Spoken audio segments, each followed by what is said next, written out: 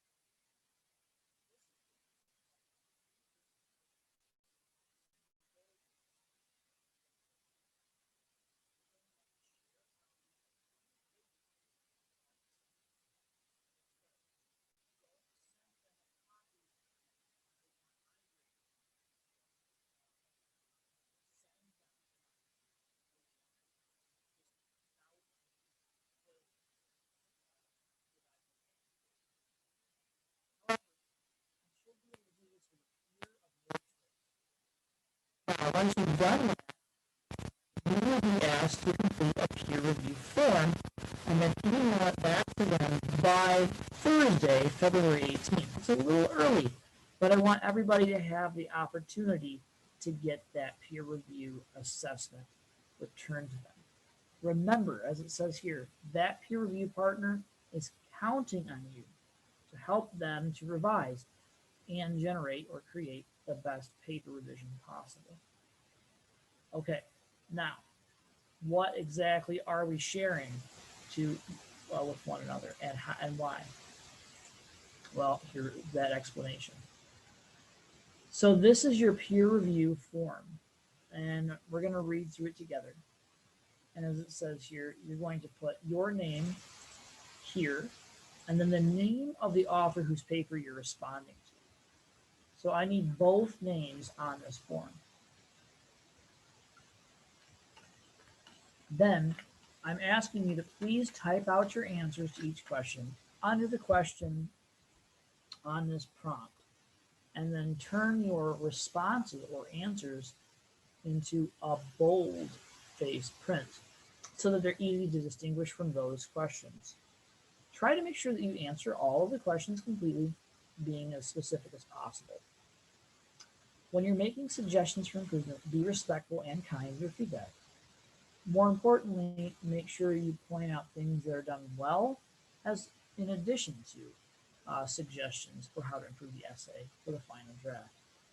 When you're finished typing out your answers, save this document with the following file name format: your last name underscore SE for self-evaluation underscore PR for peer review. So if I were to do it, it would say Fowler underscore SE underscore PR.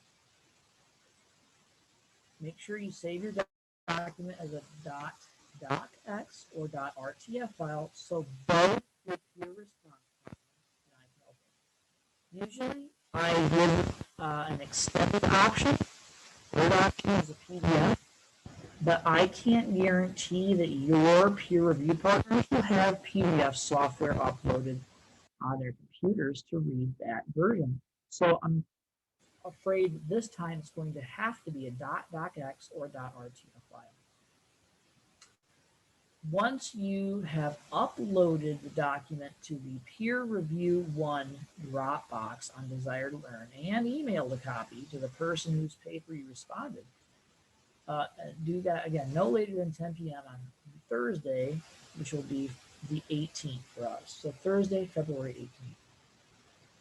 What does the actual peer review look for? Well, it's just 5 quick questions. How is the essay organized? How might the essay be made clearer or more interesting?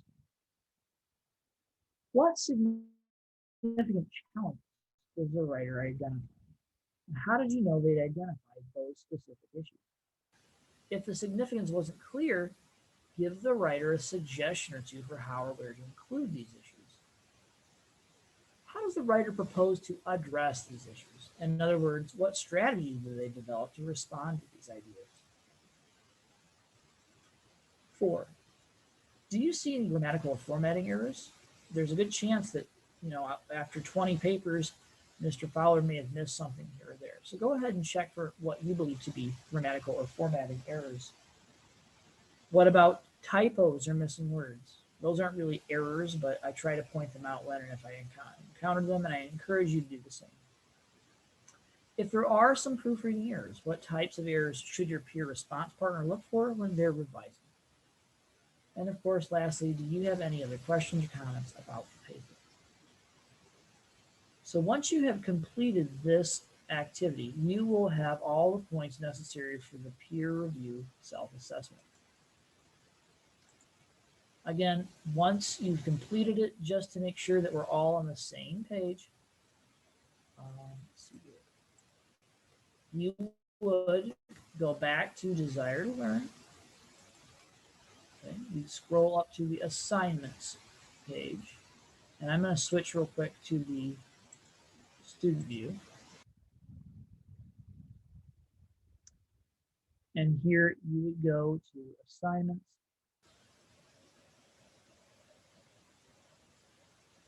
And you would look for peer review self-assessment. Click on that. And this is where you would upload a copy of the assignment that we just showed you. Now don't do this. Don't write, here are my peer review responses. Question 1, I think, blah, blah, blah.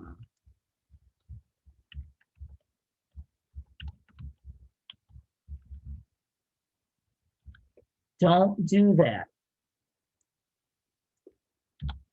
What you want to do is save yourself a lot of time and effort by going to add a file. And that'll bring up your computer or your OneFile drives.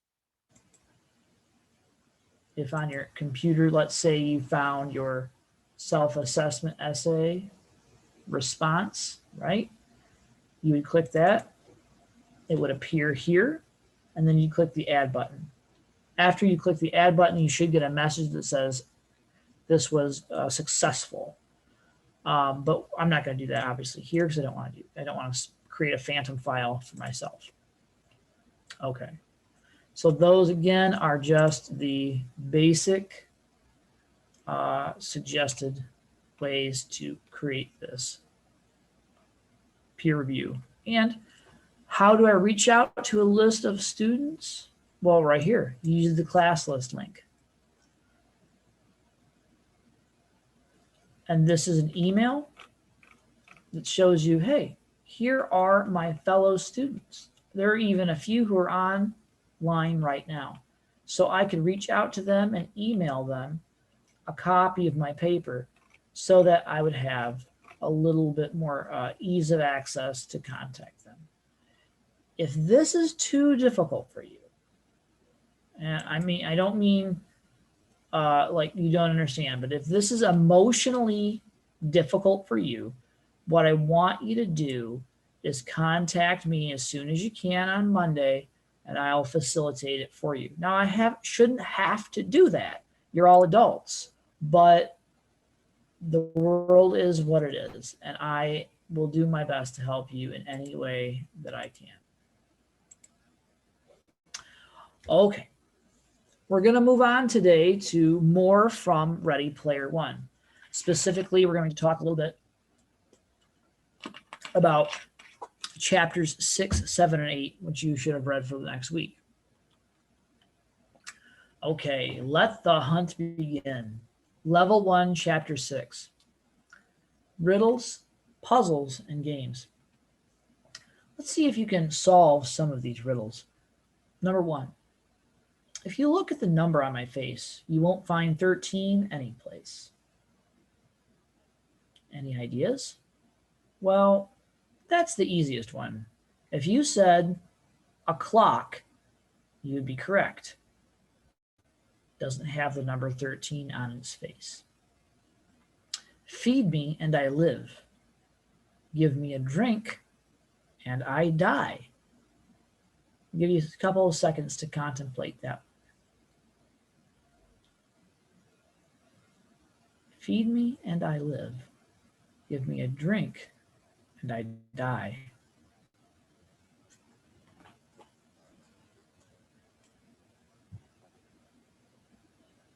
And number 3, take off my skin. I won't cry, but you will. What am I? Well, if you came up with an onion for number 3, you're also correct. Those were not too bad, but I have to admit that number 2 threw me for a little bit. So let's look it up real quick. And kudos to you if you already have the answer.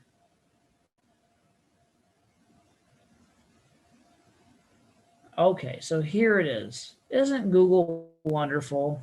It can give you all of the answers that you search for, as long as your internet connection is fast, which mine doesn't seem to be tonight. I will give you those answers in just a couple of seconds. But in the meantime, I would want you to ponder this. What would happen if, like Wade, you spent years upon years trying to solve a riddle? Well, that's part of the maddening MacGuffin hunt, as Artemis describes it. That's driving all of these gunters, egg hunters, and participants in the game. And of course, I came up with number 2. Kudos to you if you found out it was fire before I could get there. Obviously, I should have come up with that. If you feed a fire and spit like oxygen or fuel, it's going to live, but if you douse it in water, it will die. Interesting. So in chapter 6, we find Wade in a Latin class. And why does he take Latin? Well, in addition to enhancing his English skills, because English uses the Latin word base and grammar rules that English uses. James Halliday also took Latin.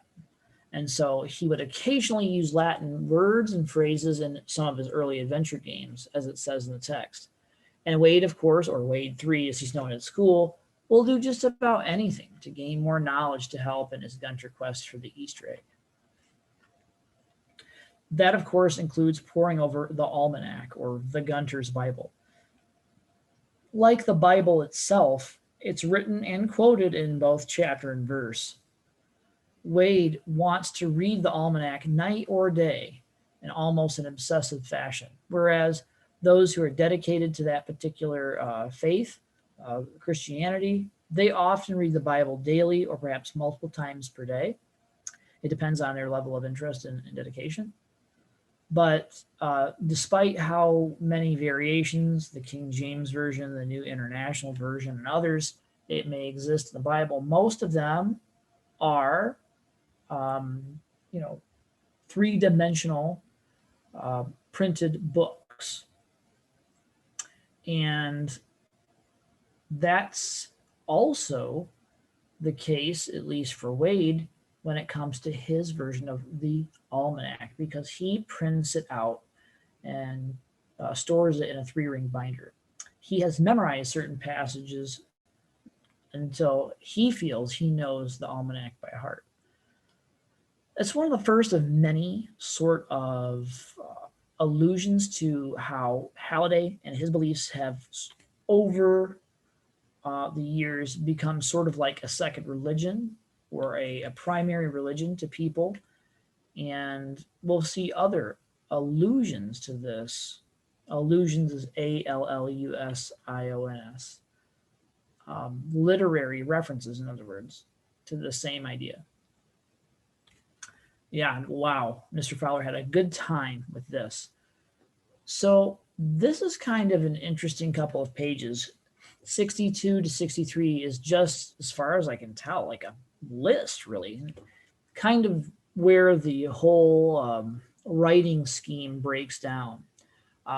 If there's a criticism about Klein that I have to concur with, it's his sort of obsessive tendency to dwell on lists. And in pages 62 to 63, he creates a list about things, including the Holy Trilogies like Indiana Jones and Star Wars, Back to the Future, all sorts of authors like Kurt Vonnegut or Douglas Adams or Stephen King or Orson Scott Card, and bands like The Clash or REM or Devo or any of the other sundry lists of things that you could find here on a page. Now, he also takes time to specifically point out a line from Ferris Bueller's Day Off. And while he certainly didn't create a specific trilogy, John Hughes and his grouping of teenage films was instrumental to this period. And as they say here, 4,000 restaurants in the downtown area, and I picked the one that my father goes to. Cameron says, well, we're going to get pinched or caught for sure. But Ferris is determined. Only the meek get pinched. The bold survive. Let's go. Cameron says, let's surrender. And Ferris, of course, counters with never. Now, about that canon. It's to be noted that the canon is more than a bit white, male, and geek-centric. And I feel that this is something that we could all improve upon. So even though we're still in the peer review week, today we're going to briefly preview something for the next project, which is to pick something, a reference point from Ready Player One, and expand the almanac by analyzing and or reviewing one of those great little tidbits of popular culture that come out of this novel. Now, some of the things that you might want to consider as additions to the canon would be maybe your favorite book, a list of, if not holy trilogies, necessary viewing in terms of films, and perhaps even a desert island video game of your particular choice. So something to be thinking about or boggling over during the next couple of weeks as we get ready to transition into Project 2. On page 64, we're given the first of the clues, and this is something that's delivered vis-a-vis Anorak's invitation. Again, found on page 64, it simply reads, 3 hidden gates are open. 3 hidden keys, open 3 secret gates, wherein the errant will be tested for worthy traits. And those with the skill to survive these straits will reach the end, where the prize awaits.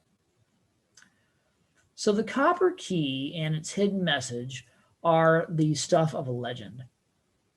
Wade explains that the realization that there could be something to do with the old Dungeons and Dragons Tomb of Horrors module blew his mind. It changed, he says, my whole perspective on the hunt for Halliday's Easter egg. I began to think of the hunt as a more and more elaborate D&D module, or Dungeons and Dragons module. The secret message is the notches that were in different letters.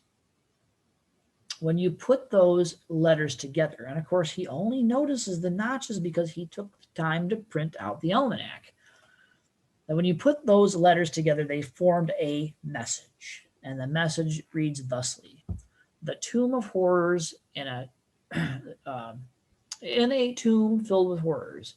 But where, he wonders, you have much to learn if you hope to earn, it should say not you hope to earn, sorry, a place among the high scorers. So the hidden message, again, this is all on page 65, is accompanied by a specific limerick. The copper key awaits explorers in a tomb filled with horrors, but you have much to learn if you hope to earn a place among the high scorers. That, of course, leads us to Chapter 7, the Chamber of Horrors. At the beginning of Chapter 7, he makes a connection. Where could the Chamber of Horrors possibly be located in all of the almost infinite space of the oasis? Well, he begins to ponder over a couple of lines from Schoolhouse Rock. To run, to go, to get, to give. Verb, your, what's happening. But it's when he begins in Latin to trip over the meaning of these verbs that he makes a connection between the Latin word ludus, which means school, but which could also mean sport or game. So he decides the Tomb of Horrors is probably somewhere on the planet Ludus, the planet of the public Oasis high schools. But it's not as easy of a quest as he might first imagine. It seems that even though Holiday was a big benefactor of the Oasis virtual school system, and it makes sense to Wade that he might stash the copper key there, after school, when scanning the planet for a formation matching the Tomb of Horrors in the Dungeons and Dragons module book, he is successful. He finds a possible match, but it's clear across the planet, near H's school actually. And Wade's avatar has no method of transportation or way to pay for teleportation. His avatar could run a maximum of 5 kilometers an hour, so at that rate it would take him 3 days to reach the Tomb of Horrors. Now he could teleport, but it would still cost him a few hundred credits, which he of course doesn't have. But luckily, football comes to the rescue. He realizes that his school offers free teleportation to sporting events on the planet, and his school is playing a virtual football game against Oasis Public School 571, which is only about an hour's run from the Tomb of Horrors. Now I ask you though, while there are certain elements of virtual schooling that we've all become accustomed to, the idea of playing a virtual sport for a virtual school and having virtual attendees watch it, I don't know if I could get behind that, because while we certainly do know that people play video games and other people watch them on YouTube or other formats like Twitch, wouldn't you rather just play the virtual football game yourself? Maybe, maybe not. I guess it depends on your level of play experience. There are professional video game players, perhaps even some among us. I don't know. But I don't know. This particular thing seems like it might not be up my alley, but your mileage may vary, as they say. All right, the copper key awaits explorers in a tomb filled with horrors. And of course, in preparation to enter, Wade brings up this exact map that I've displayed here on the screen for you. It's a map of what's called the module of the game that you have to play through. But you have much to learn. Wade tells his friend H he's got homework and teleports across the planet instead. There in the forest, about an hour's run or walk from Oasis Public School 571, he finds the Tomb of Horrors indeed and goes inside. All right, Chapter 8, Claiming the Copper Key. Wade memorizes every step of the game and quickly finds himself face to face with a demi-lich, Asarak. Now, if Asarak sounds familiar, that's because it's very close to Anorak or Anorak the All-Knowing, which was Halliday's name for his wizard character. So this is kind of like a dark or twisted version of Halliday in some way, shape, or form. Asarak says, "Greeting, Parzival. What is it that you seek?" And Wade, of course, answers, "I seek the copper key, your majesty." And a jousting match ensues. Now, it must be explained that when I say a jousting match, I don't mean the image over here on the right, an old-fashioned joust. No, no, no. I'm talking about the video game by Williams Electronics, Joust, over here on the left. It was a classic 80s arcade game with a strange premise, Wade explains. Each player controls a knight armed with a lance. Player 1 is mounted on an ostrich, while player 2 is mounted on a stork. And we have a battle of wits. Human versus artificial intelligence. And what we quickly conclude is that Wade is able to exploit a weakness in the artificial intelligence. Specifically, as he had been playing this game with H earlier in the book, he notes that he would prefer to play on the opposite side, and he asks if this is an option. It is, as it turns out, and he and the Arch-Lich switch places. So essentially, a gifted player has the ability to improvise, but AI or artificial intelligence can't. According to scientist Lon Howard, AI can only react randomly or in a limited number of predetermined ways based on a finite number of program conditions. So if you're afraid of AI rising up to take us over, the chances are very good that that won't happen for many, many years to come. Of course, this exploitative move, switching sides on the video game cabinet, allows Wade to win.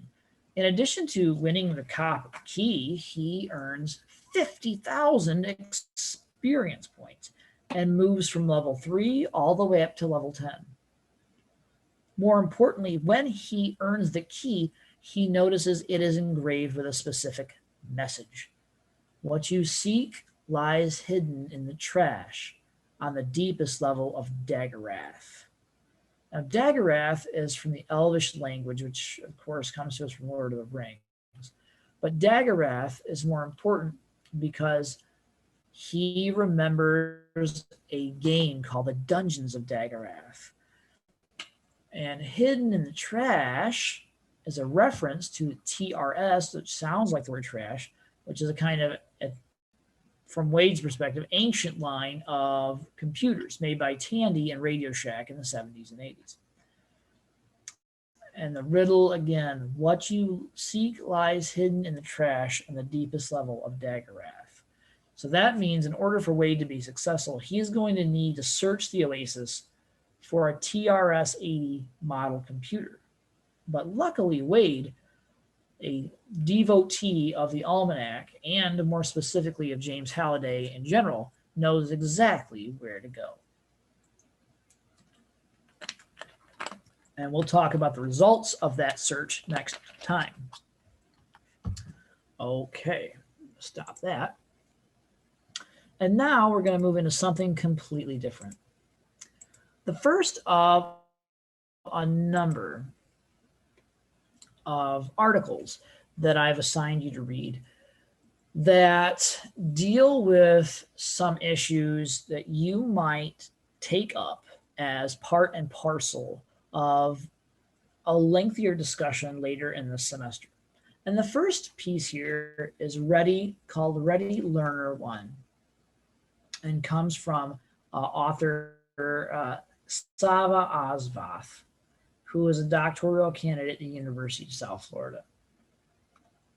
And he labels this with an abstract because this particular style of writing is an APA style, which typically includes an abstract or brief synopsis or rundown of what the paper is supposed to do.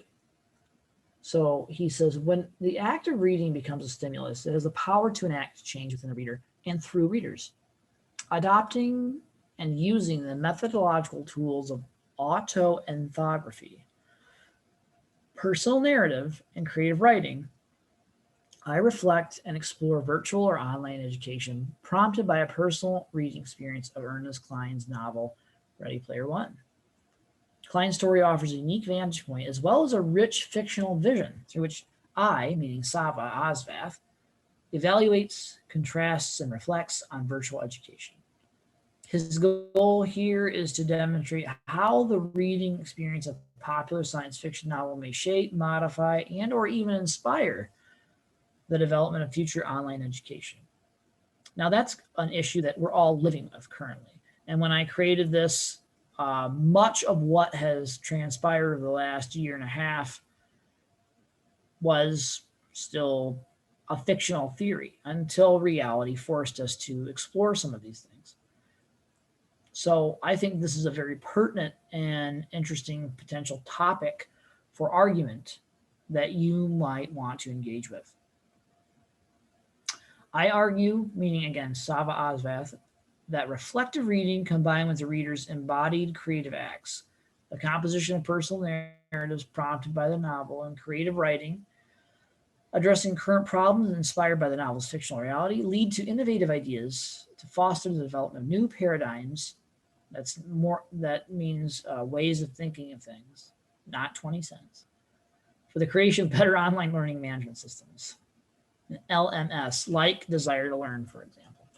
Thus, he presents the personal narrative of reading to demonstrate how fictional works may offer relevant platforms for readers to contribute, innovate, and to advocate for change within insufficient or inadequate systems. So he writes, the inflatable harness is his prelude here. And he talks at the beginning about what it's like, or what it was like, to read a story and have a story read back to you. Some of the earliest types of reading that I think a lot of us are privy to.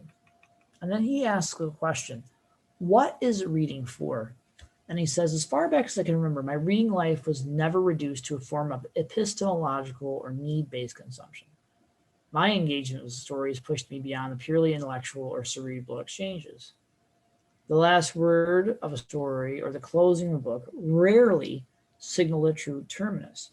In other words, he's saying that a reading experience, if it works, should not lead you into a sense necessarily of, completion or happiness that you finished a good book and then you can move on to something else, or that you can, check off your AR points or whatever the case may be.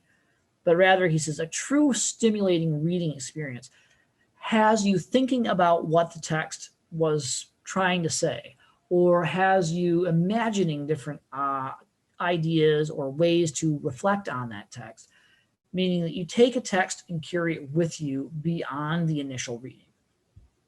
He goes on to say, thus, reading and listening to a story often become powerful stimuli to rematerialize stories outside of pages.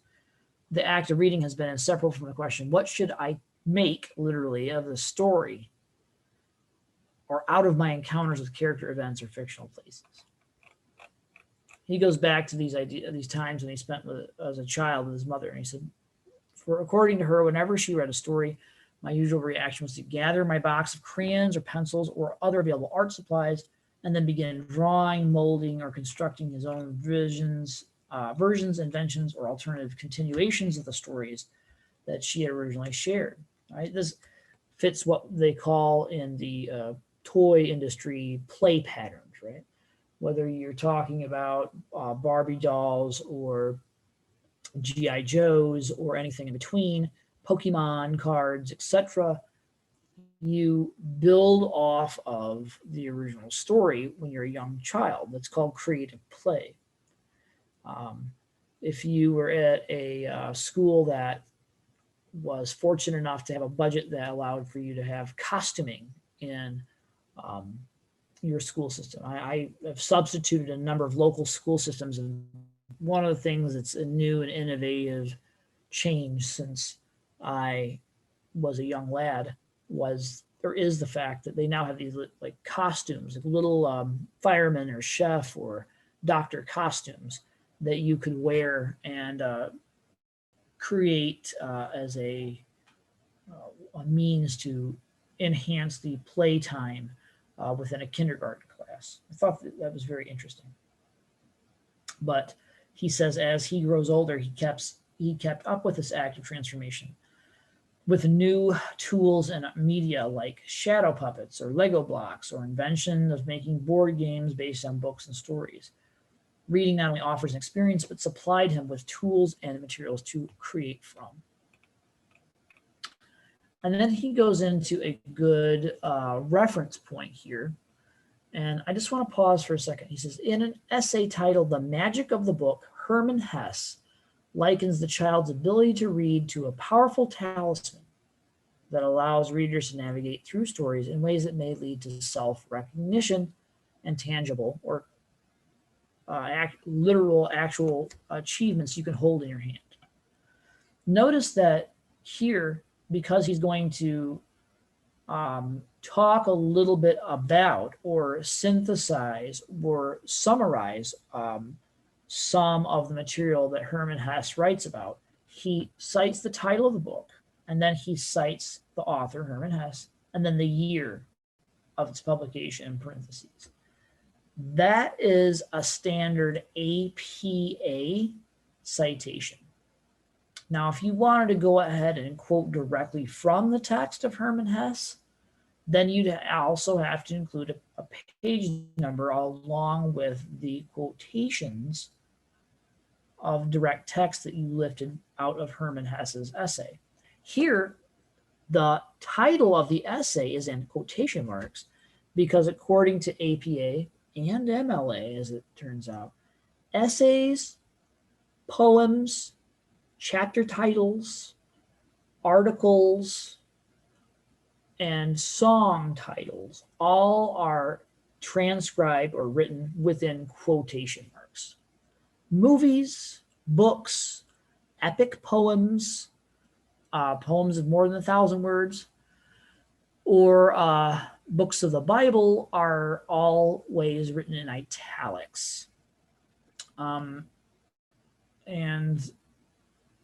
anything else? Oh, magazine titles. So if you're quoting an article from, say, Time Magazine, the title of the article goes in quotes. Time Magazine would be in italics. Okay, just a couple of cursory things I wanted to mention. He continues on saying here that similarly, many fiction writers promote reading not as a basic and necessary skill for knowledge acquisition, but as an invaluable, powerful, and life-transforming embodied argument, leading to epiphanies, discoveries, and personal change. And he says later on, I similarly value the range of experiences and transformative power of reading. But for me, the approach to reading has been linked to the enduring question of how and what can I create from the story I've just heard? This question undoubtedly stems from my deliberate and radical interaction with written works because I often experience an overwhelming desire to work through the presentation of fictional narrative using physical, cognitive, visual, and emotional embodied capabilities. So we have a sense of what his personal take on an interaction with a writing is like. He then begins to segue into the reading of our novel, Ready Player One. Indeed, he writes, throughout my lifelong encounters with books, there's always been a strong affinity between reading literature and manifesting objects, ideas, or art through making, because I approach literature as a catalyst to the imagination. Thus, he writes, I approach books with anticipation and hope, knowing the answers to the solution only emerge when I actively continue a story through making making, creating, offering new forms of retelling.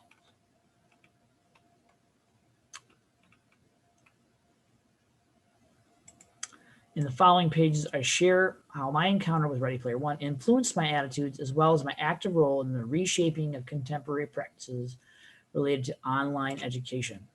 Essentially, what I share through these pages is a story of reading and how it became a tool of inquiry and a drive to ignite change. And he goes on from here to talk a little bit about Ready Player One. So I just want to tell you that there are some spoiler warnings in here. So just be prepared for that. So one of the things that he goes on to talk about is how Klein was so influenced by the 80s. And then he summarizes the book. And he's listening to this on Ready Player One. And he says, I pressed pause listening to this podcast that described Ready Player One. He said, I unlocked the screen with an effortless swipe and opened my notepad app and type a hurried reminder, Ready Player One. He continues listening to the full interview with Klein, including excerpts from his book.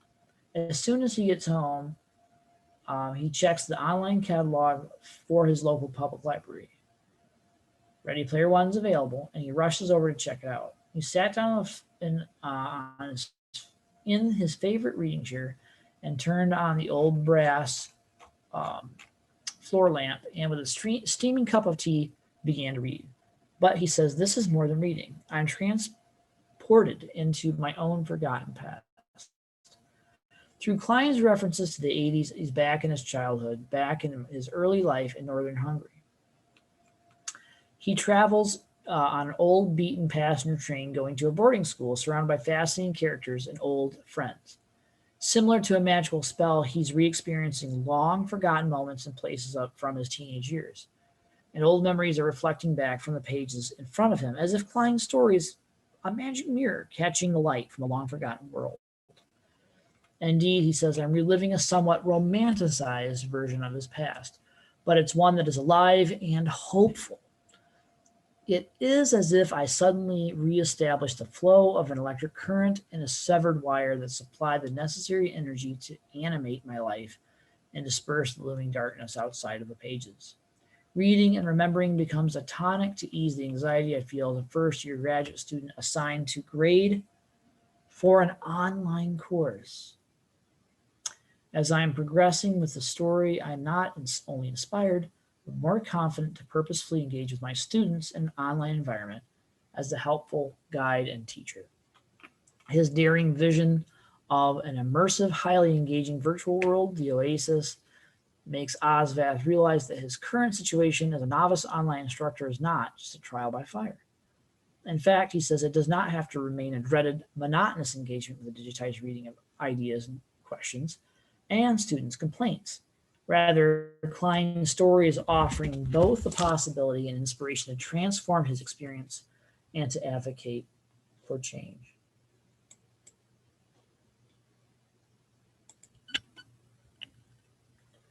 So, that's a question I think is of interest and maybe something that is potentially right down the alley for some of you. Again, your mileage may vary.